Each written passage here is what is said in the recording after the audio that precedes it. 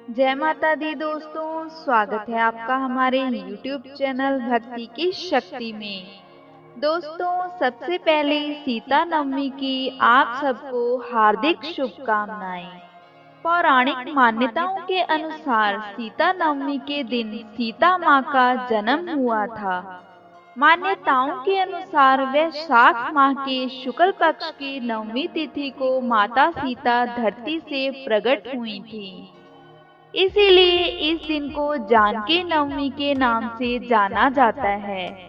आज भक्त अपने घर पर ही माँ सीता की पूजा अर्चना करते हैं। इस दिन महिलाएं अपने पति की लंबी उम्र के लिए व्रत करती हैं और विधि विधान से पूजा करती हैं। मान्यता है कि इस दिन व्रत रखने और पूजा करने से कई तीर्थ यात्राओं के बराबर फल की प्राप्ति होती है। तो चलिए अब आपको सुनाते हैं सीता नवमी की पौराणिक कथा। इस कथा के अनुसार मारवाड़ क्षेत्र में एक वेदवादी श्रेष्ठ धर्मधुरीण ब्राह्मण निवास करते थे। उनका नाम देवदत्त था। उन ब्राह्मण की बड़ी सुंदर रूपवान पत्नी थी। उसका नाम शोभना था। ब्राह्मण देवता जीविका के लिए अपने गांव से अन्य किसी गांव में भिक्षा लेने के लिए गए हुए थे।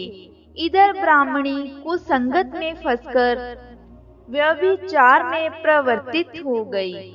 अब तो पूरे गांव में उसके इस निंदित कर्म की चर्चाएं होने लगी, परंतु उस दुष्टा ने गांव को ही जलवा दिया।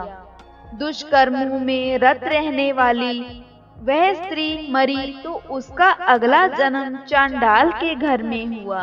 पति का त्याग करने से वह चांडालिनी बनी।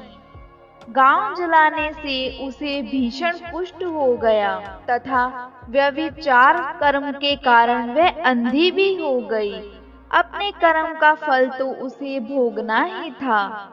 इस प्रकार वे अपने कर्म के योग से दिनों दिन दुख प्राप्त करती हुई देश देशांतर में भटकने लगी।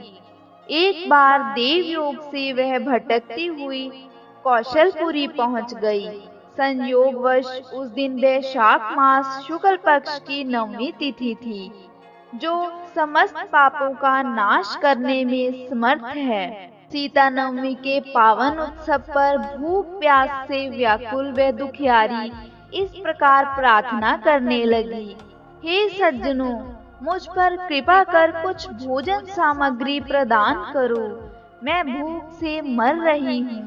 ऐसा कहती हुई वह स्त्री श्री कनक भवन के सामने बने 1000 पुष्प मंडिल स्तंभों से गुजरती हुई उसमें प्रविष्ट हुई। उसने पुनः पुकार लगाई, हे भाई, कोई तो मेरी मदद करो, कुछ भोजन दे दो। इतने में एक भक्त ने उससे कहा, देवी, आज तो सीता नवमी है, भोजन में अन्न देने वाले को पाप लगता है, इसीलिए आज तो अन्न नहीं मिलेगा। कल पारणा करने के समय आना, ठाकुर जी का प्रसाद भर पेट मिलेगा। किंतु वह नहीं मानी। अधिक कहने पर भक्त ने उसे तुलसी एवं जल प्रदान किया। वह भूख से मर गई, किंतु इसी बहाने अनजाने में उससे सीता नवमी का व्रत पूर्ण हो गया। सीता नवमी के व्रत के कारण वह समस्त पापों से मुक्त हो गई। इस व्रत के प्रभाव से वह निर्मल होकर स्वर्ग में आनंद पूर्वक अनंत वर्षों तक रही।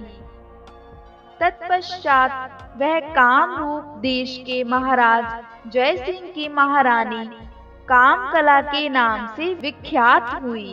उस महान साध्वी ने अपने राज्य में अनेक देवालय बनवाए, जिनमें जानकी रघुनंदन की प्रतिमा की प्रतिष्ठा करवाई।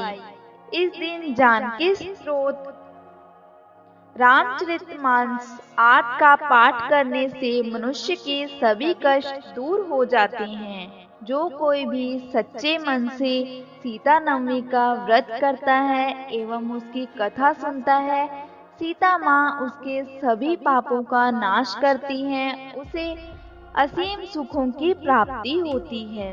हे माँ सीता, जैसे आपने एक दुखियारन पर अपनी कृपा की, वैसे हम सब पर करना। कथा सुनने वाले का भी भला और कथा सुनाने वाले का भी भला। कथा समाप्त। तो बोलो जय सीता माता की। तो दोस्तों, ये थी सीता नवमी की एक पौराणिक कथा। अगर आपको ये वीडियो अच्छा लगे तो इसे लाइक जरूर करें और ज्यादा से ज्यादा शेयर करें। और हमारे चैनल से जुड़े रहने के लिए इसे अभी सब्सक्राइब करें और नीचे दिए गए बेल आइकन को प्रेस करना ना भूलें, ताकि आपको हमारी आने वाली हर नई वीडियो का नोटिफिकेशन मिलता रहे। जय माता दी।